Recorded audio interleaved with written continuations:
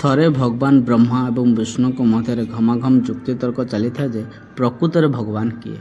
ସେ ସମୟରେ ଏକ ଅସୀମ ଅଗ୍ନିସ୍ତମ୍ଭ ଦେଖାଗଲା, ଯାହାକି ଆକାଶରେ ଗୁମ୍ବଜଠାରୁ ଅଧିକ ଏବଂ ପୃଥିବୀର ମୂଳଦୁଆ ପର୍ଯ୍ୟନ୍ତ ବିସ୍ତାର ଥିଲା ଏବଂ ଏହି ନିଆଁଟି ବିନା ଇନ୍ଧନରେ ଜଳୁଥିବା ପରି ମନେ ହେଉଥିଲା।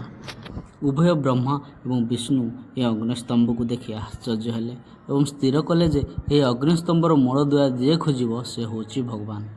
ବ୍ରହ୍ମା ଏକ ହଂସର ରୂପ ନେଇ ମୁଣ୍ଡ ଖୋଜିବା ପାଇଁ ଉପରକୁ ଉଡ଼ିଲେ। ବିଷ୍ଣୁ ଏକ ବରାହର ରୂପ ନେଇ ତଳକୁ ଖୋଳିବାକୁ ଲାଗିଲେ। ଅନେକ ଚେଷ୍ଟା ସତ୍ତ୍ୱେ ଦୁହେଁ ଏହି ସ୍ତମ୍ଭର ଆଧାର ଖୋଜିପାରିଲେ ନାହିଁ। ବିଷ୍ଣୁ ସତ୍ୟକୁ ଗ୍ରହଣ କଲେ ଏବଂ ପରାଜୟ ବୋଲି ମାନିଲେ, କିନ୍ତୁ ବ୍ରହ୍ମା ମିଛ କହିଲେ ଯେ ସେ ସ୍ତମ୍ଭର ମୁଣ୍ଡ ଖୋଜି ପାଇଛନ୍ତି ଏବଂ ମୁଣ୍ଡ ଉପରେ ଗୋଟିଏ ଫୁଲ ମଧ୍ୟ ପାଇଛନ୍ତି। ତୁମେ ଯାହା କରିପାରିଲ ନାହିଁ ମୁଁ କରିକି ଦେଖାଇଲି, ତେଣୁ ସେ ବଡ଼, ତେଣୁ ସେ ଭଗବାନ ହେବା କଥା।